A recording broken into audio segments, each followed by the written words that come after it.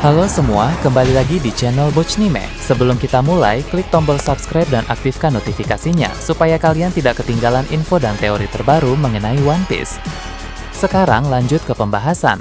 Kali ini Mimin Bochnime melanjutkan scene selanjutnya. Oh ya, sebelum biar terus bisa berinteraksi dengan kalian, subscribe di channel ini ya, dan bantu ramain video Mimin juga. Oke, yuk kita bikin One Piece makin rame lagi. Scenes kembali memperlihatkan dunia bawah Elbaf, di mana Luffy masih terus melatih hakinya di bawah pengawasan Gaban. Sementara Luffy latihan, Hajudin yang juga berada di sana bertanya kepada Gaban soal Dewa Matahari Nika. Hajudin tahu bahwa orang-orang di Elbaf memiliki berbagai persepsi tentang sang dewa tersebut. Dua persepsi paling populer adalah Nika sebagai dewa pembebas dan Nika sebagai dewa penghancur. Hajudin dan banyak orang lain percaya bahwa Nika adalah dewa pembebas, sedangkan Loki dan sebagian lainnya percaya bahwa Nika adalah dewa penghancur. Hajudin pun penasaran, sebagai salah satu orang yang tahu banyak hal tentang sejarah dunia menurut Gaban, manakah persepsi yang paling tepat tentang sosok dewa tersebut? Gaban pun menjawab dengan sangat bijaksana. Dia bilang dia tidak bisa berkata persepsi yang satu benar dan persepsi yang satu salah. Menurut Gaban, berhubung kisah tentang Nika sudah lama sekali dan dianggap sebagai mitos oleh banyak orang, maka wajar bila ada banyak sekali persepsi. Tapi menurut Gaban sendiri, anggapan bahwa Nika adalah pembebas dan anggapan bahwa Nika adalah penghancur itu sama-sama benar. Hajudin pun bertanya lebih lanjut, apa maksud dari perkataannya itu? Gaban menjelaskan, terkadang pembebasan bisa datang melalui penghancuran terlebih dahulu. Jadi, Nika bisa membebaskan orang-orang yang membutuhkan pertolongan sambil menghancurkan pihak jahat yang mengakibatkan orang-orang itu tertindas. Hajudin pun bertanya lebih lanjut, apa maksud dari perkataannya itu? Gaban menjelaskan, terkadang pembebasan bisa datang melalui penghancuran terlebih dahulu. Jadi, Nika bisa membebaskan orang-orang yang membutuhkan pertolongan sambil menghancurkan pihak jahat yang mengakibatkan orang-orang itu tertindas. Inilah mengapa pada masa kini pemerintah dunia sebagai pihak yang paling berkuasa dan paling sering melakukan hal buruk kepada banyak orang takut terhadap Nika, sebab sang dewa matahari itu bisa saja menghancurkan pemerintah dunia suatu saat nanti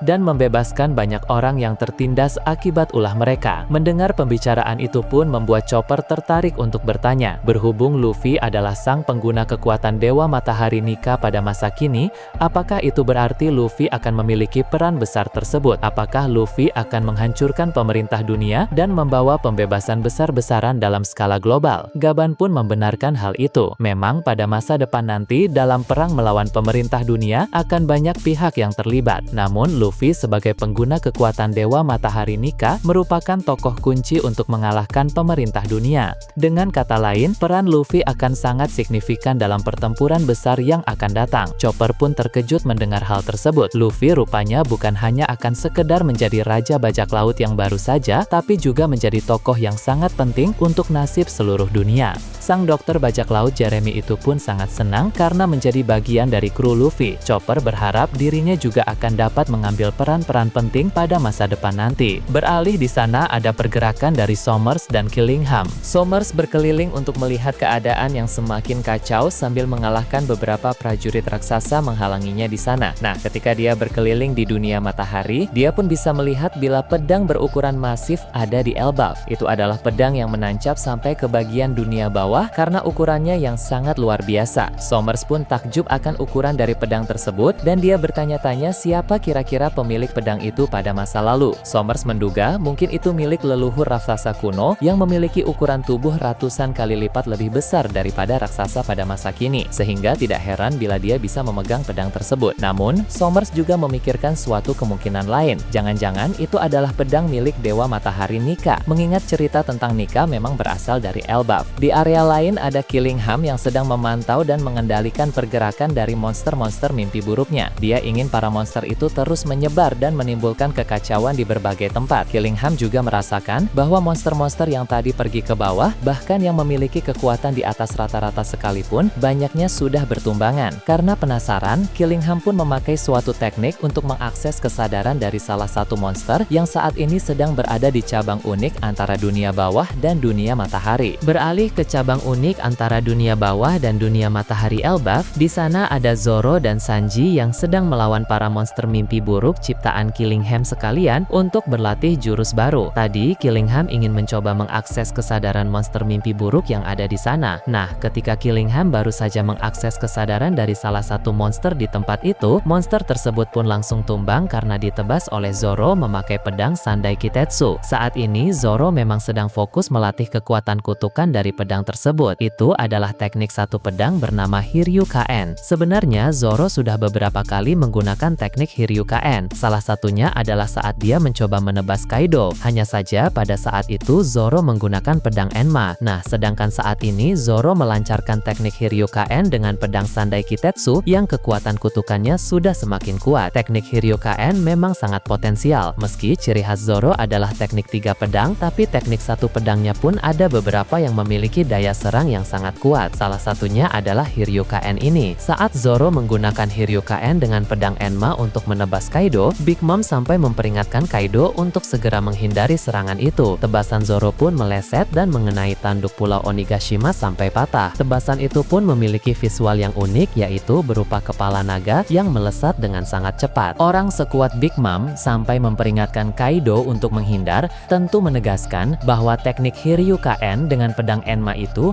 memang sangat berbahaya. Nah, itulah mengapa dalam latihan menggunakan kekuatan kutukan dari Sandai Kitetsu ini, Zoro berinisiatif menggabungkannya dengan teknik Hiryukaen. Itu karena Zoro tahu bahwa potensi kutukan Sandai Kitetsu akan semakin terbuka lebar jika menggunakan teknik Hiryukaen. Goldberg yang melihat tebasan Zoro yang berbentuk naga tadi terkejut dan bilang bahwa tebasan Zoro benar-benar sangat hebat. Stanson yang juga melihat itu berkata teknik tersebut mirip seperti teknik Mihawk karena dulu Stanson pernah melihat Mihawk menggunakan teknik tebasan jarak jauh juga. Tapi tentu jika dibandingkan tebasan Mihawk masih lebih kuat daripada tebasan Zoro. Itu wajar saja karena memang Mihawk notabene adalah guru Zoro. Zoro pun bertanya kepada Stanson, apakah dia mengenal Mihawk? Stanson pun menjawab dia memang pernah bertemu dengan Mihawk secara langsung, tapi dia tidak mengenalnya secara pribadi. Stanson ini memang sering berjelajah ke berbagai pulau, karena itulah dia sering bertemu dengan orang-orang hebat. Dulu Stanson juga pernah bertemu, bahkan duduk bersebelahan dengan Rayleigh si Raja Kegelapan. Jika kalian ingat, dulu itu sebenarnya Stanson ada di rumah pelelangan Sabaody. Hanya saja, memang penampilannya dulu sangat berbeda dengan sekarang ini. Stanson yang sekarang terlihat lebih sangar karena menumbuhkan kumis dan jenggot serta menggunakan full armor khas Elbaf. Stanson bilang, level tebasan Zoro memang masih di bawah Mihawk dan Rayleigh, tapi di usia Zoro yang masih muda ini, potensinya masih terbuka lebar. Jadi, tak menutup kemungkinan kemampuan Zoro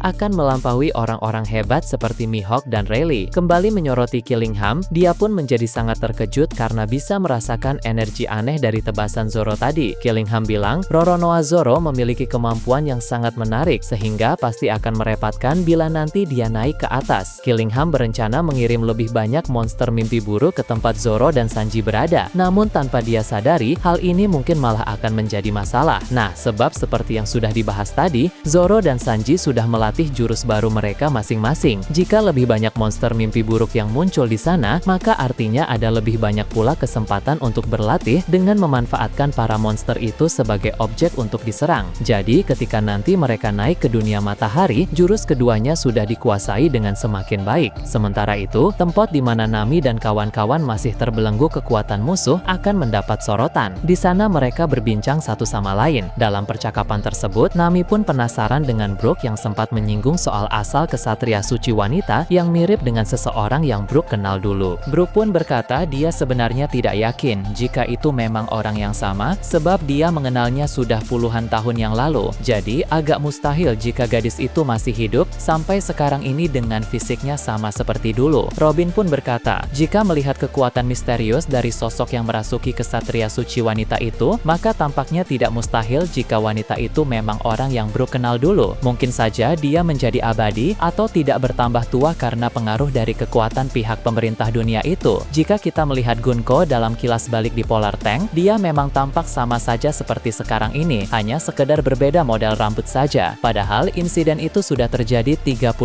tahun yang lalu. Jadi Gunko ini memang tidak bertambah tua sama sekali. Dia berbeda dengan para kesatria suci lain yang mengalami penuaan seperti Somers dan Garling. Pasti menarik jika nanti karakter Gunko semakin dieksplorasi, termasuk juga hubungannya dengan Brook pada masa lalu. Hal ini tentu akan sangat penting untuk cerita ke depannya nanti. Beralih ke tempat lain yang jauh dari sana, markas Kaisar Dunia Bawah bernama Unit yang cukup dekat dengan Red Line akan diperlihatkan seperti pembahasan Mimin pernah sampaikan. Di sana ada Burgess yang sedang menunggu Lafitte, sebab Lafitte tengah memantau langsung kekacauan yang sedang terjadi di Merigios. Sementara Burgess menunggu, dia berbincang dengan Umid yang juga berada di tempat tersebut. Umid bertanya soal rumor yang berkembang di dunia bawah tentang rencana Kurohige untuk bernegosiasi dengan pemerintah dunia agar Pulau Hachinosu menjadi kerajaan resmi dan dia bisa menjadi raja di tempat itu. Burgess pun bilang hal itu bukan sekedar rumor, melainkan memang benar salah satu rencana dari Kurohige. Sebelum menguasai dunia, dia ingin menjadi raja Hachinosu terlebih dahulu. Jika Hachinosu menjadi kerajaan resmi, maka hal itu akan menarik semakin banyak organisasi dan bajak laut lain untuk berbisnis di sana. Nah, karena tak perlu merasa khawatir, bisnis mereka akan diganggu oleh angkatan laut. Hal tersebut pun akan memberi Kurohige keuntungan besar sebagai raja di tempat itu. Umid pun bilang jika rencana Kurohige berhasil, maka pengaruhnya di dunia bawah akan berkembang drastis dan menggeser posisi Cross Guild. Tapi Umid juga agak ragu dengan rencana Kurohige ini karena kecil kemungkinan pihak pemerintah dunia akan mau bernegosiasi dengannya. Burgess pun menanggapinya dengan bilang, jikapun gagal, Kurohige masih memiliki banyak rencana bagus. Ya hanya tinggal menunggu waktu untuk dilaksanakan satu persatu. Intinya Kurohige punya persiapan yang matang untuk mewujudkan tujuannya menguasai dunia. Berpindah ke tempat lain, pertempuran di Wano Kuni akan ditampilkan kembali. Sebagaimana Mimin bahas pada video sebelumnya, para aliansi Kaido dari luar Wano Kuni yang tidak ikut dalam perang tempo hari, semuanya datang ke tempat tersebut. Mereka juga bertemu dengan Jack,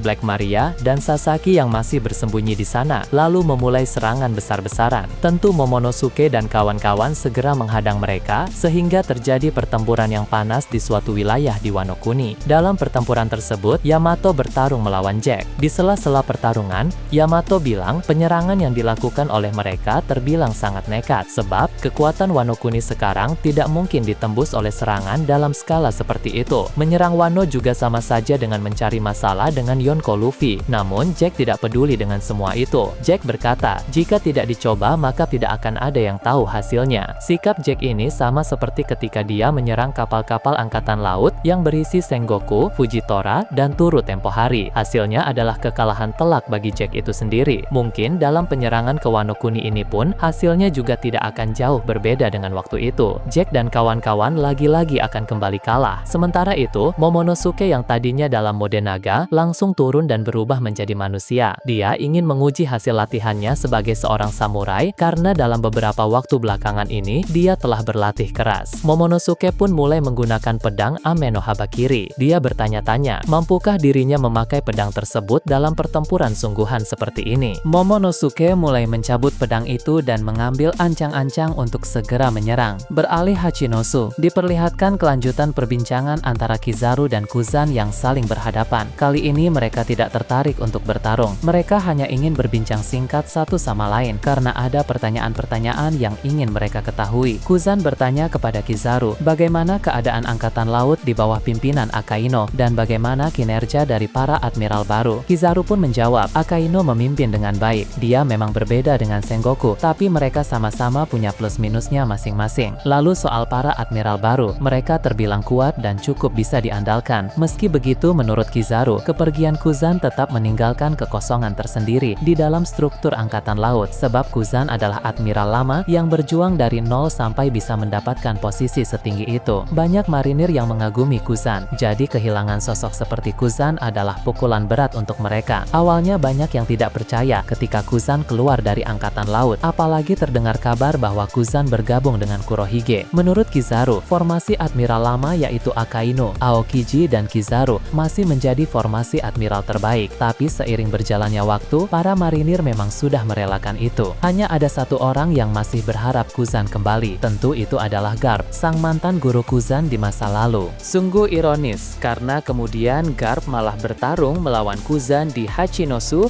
ketika dia mencoba menyelamatkan Koby tempo hari. Kuzan pun menanggapi itu dengan bilang, sudah sewajarnya seorang bajak laut melawan seorang marinir meskipun dulunya mereka adalah guru dan murid. Nah, bagaimana menurut kalian terkait ini? Nah, itu tadi berbagai hal hal menarik pada pembahasan channel Bochnime kali ini. Menurut kalian bagaimana? Silahkan tulis di kolom komentar di bawah. Oke, segitu saja untuk pembahasan kali ini. Jangan lupa like, share, dan subscribe untuk video menarik selanjutnya. Peaceful World!